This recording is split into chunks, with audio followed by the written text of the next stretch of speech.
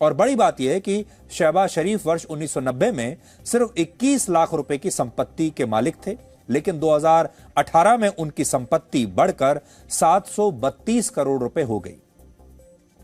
और जो उनकी कंपनी मानी जाती है इत्तेफाक ग्रुप, उसके बारे में कहा जाता है कि उसका जो टर्नओवर है वो भी हजारों करोड़ में है, इसलिए वो बहुत बड़े उद्योगपति हैं, दोनों भाई नवाज शरीफ और शहबाज शरीफ दोनों ही। और उनकी संपत्ति में जो वृद्धि हुई ये तब हुई जब इत्तेफाक ग्रुप बनने के 2 साल बाद ही 1988 में ये खुद सक्रिय राजनीति में आए। यानी जितना पैसा इन्होंने एज ए बिजनेसमैन नहीं कमाया, उससे ज्यादा पैसा इन्होंने तब कमाया जब ये राजनीति में आ गए। और इसके बाद 1997 में वो पहली बार पाकिस्तान के पंजाब प्रांत के मुख्यमंत्री बने। फिर वर्ष 2008 में और फिर 2013 में वो फिर से पंजाब प्रांत के मुख्यमंत्री बने। और ये उसी समय की बात है जब पाकिस्तान के प्रधानमंत्री उनके बड़े भाई नवाज शरीफ थे। यानी एक भाई पाकिस्तान का प्रधानमंत्री है और दूसरा भाई पंजाब प्रांत का मुख्यमंत्री है। और नवाज शरीफ के कार्यकाल में शहबाज शरीफ पर 2 बड़े गंभीर आरोप भी लगे। पहला आरोप था उन्होंने पंजाब प्रांत का मुख्यमंत्री रहते हुए अपनी कंपनियों को गलत तरीके से फायदा पहुंचाया और टैक्स हेवन देशों में कई फर्जी कंपनियां बनाकर उनमें निवेश किया। और दूसरा आरोप यह था कि जब वो पंजाब प्रांत के मुख्यमंत्री थे तब उनकी सरकार ने चीन के साथ सबसे ज्यादा ट्रेड डील्स की थी, यानी व्यापारिक सौदे चीन के साथ किए थे। और ऐसा कहा जाता है उन सब में दलाली खाई गई। यह बात वर्ष 2016 की है जब शहबाज शरीफ चीन के दौरे पर गए थे और इस दौरान उन्होंने कुल मिलाकर 7 ट्रेड डील्स यानी 7 सौदे किए चीन के साथ और निवेश को लेकर 17 MOUs पर हस्ताक्षर किए। आरोप लगते हैं कि शहबाज शरीफ ने इन समझौतों के तहत चीन की बड़ी बड़ी कंपनियों को बहुत फायदा पहुंचाया। और सोचिए अब जब वो पाकिस्तान के प्रधानमंत्री ही बन गए हैं तो चीन के साथ उनकी ये व्यापारिक साझेदारी और कितनी मजबूत हो जाएगी। तो अभी ये थोड़ी देर पहले आपने देखा होगा जरदारी साहब के खिलाफ नारेबाजी कर रहे थे, जरदारी को ठग बता रहे थे, जरदारी को डाकू बता रहे थे, गो जरदारी गो के नारे लगा रहे थे। जरदारी जो हैं वो बेनजीर भुट्टो के पति हैं। और सबसे बड़ी बात आपको बताते हैं, जिस जरदारी के खिलाफ, भुट्टो की पार्टी के खिलाफ, भुट्टो के परिवार के खिलाफ ये लगातार इतनी बड़ी बड़ी बातें कर रहे थे, आरोप लगा रहे थे, आज उन्हीं के साथ ये बैठे हैं और आज उन्हीं के साथ हाथ मिलाकर ये प्रधानमंत्री बने हैं। और आज जब ये नेशनल असेंबली में बोल रहे थे, तस्वीर आपको फिर से दिखाते हैं, तो इनकी बगल में जानते हैं कौन बैठा था? इनके बगल में वही जरदारी साहब के बेटे बिलावल भुट्टो बैठे हुए थे। बेनजीर भुट्टो के जो पुत्र हैं बिलावल भुट्टो, आज वो उनकी बगल में बैठे हुए थे। और कहा यह जा रहा है कि बिलावल भुट्टो ही अब इनकी सरकार में इनके साथ अगले विदेश मंत्री बनेंगे।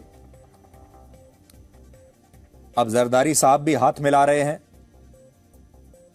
जरदारी का परिवार भी इनके साथ है।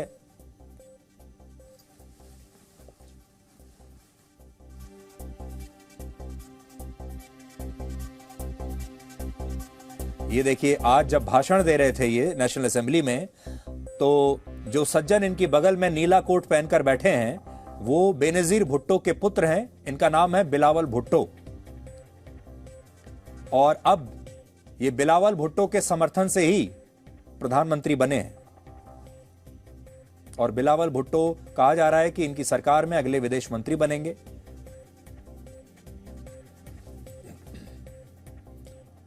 तो भारत की राजनीति में जो भारत के नेताओं का चरित्र कई बार माना जाता है, जैसे आपने देखा होगा मोदी को हराने के लिए उत्तर प्रदेश में अखिलेश यादव और मायावती ने एक बार हाथ मिला लिया था, जबकि ये दोनों एक दूसरे के कट्टर विरोधी थे।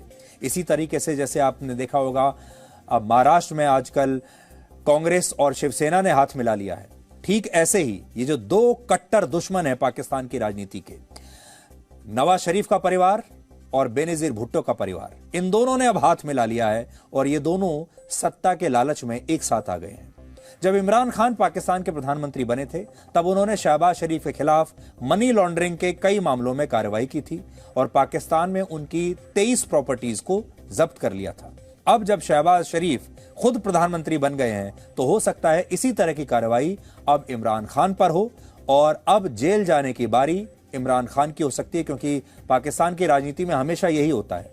एक और बात, शहबाज शरीफ के प्रधानमंत्री बनते ही अब ये खबरें आ रही हैं कि नवाज शरीफ ईद के बाद पाकिस्तान वापस लौट सकते हैं और पाकिस्तान में उन पर दर्ज सभी मुकदमों को वापस लिया जा सकता है। और अगर ऐसा होता है तो यह इमरान खान के लिए बहुत बुरी खबर होगी। आज इमरान खान ने पाकिस्तान की नेशनल असेंबली में शहबाज शरीफ की सरकार को चोरों की सरकार बताया और ऐलान किया कि उनकी पार्टी का एक भी सांसद इस सरकार के साथ नेशनल असेंबली में नहीं बैठेगा। इसलिए अब इमरान खान की पार्टी के सभी सांसद इस्तीफा दे रहे हैं और इसकी शुरुआत आज खुद इमरान खान ने अपने इस्तीफे से की है। यानी उन्होंने वहां की संसद से इस्तीफा दे दिया है। उन्होंने नेशनल असेंबली में अपनी सदस्यता छोड़ दी और आज पाकिस्तान में एक ऐसा नारा गूंजा जो एक जमाने में 2019 के लोकसभा चुनाव से पहले भारत में गूंजा था। वहां की संसद में आज एक नारा गूंजा जो आपने भी सुना होगा और वो है चौकीदार चोर है। यानी चौकीदार चोर है। ये भारत की राजनीति में तो आपने सुना ही होगा। 2019 में ये नारा बहुत चला था। राहुल गांधी ने ये नारा दिया था और ये नारा देने के बाद राहुल गांधी चुनाव में बहुत बुरी तरह से पिटे थे। लेकिन अब ये नारा भारत में तो चला नहीं, लेकिन अब ये पाकिस्तान में चला गया है और वहां पर चौकीदार चोर है के नारे आज संसद में गूंज रहे थे।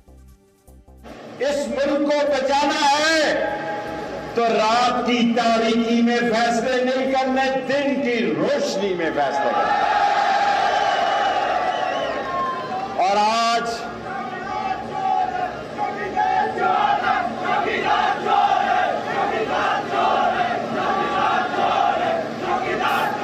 ऐसे नारे ना लगाओ, लाल हवेली की ये तारीख नहीं रही है, हम लड़ेंगे। तो चौकीदार चोर है के नारे वहां पर लग रहे हैं। असल में जो चौकीदार की तरफ जो इशारा जो वहां की जनता कर रही है वो पाकिस्तान की सेना की तरफ इशारा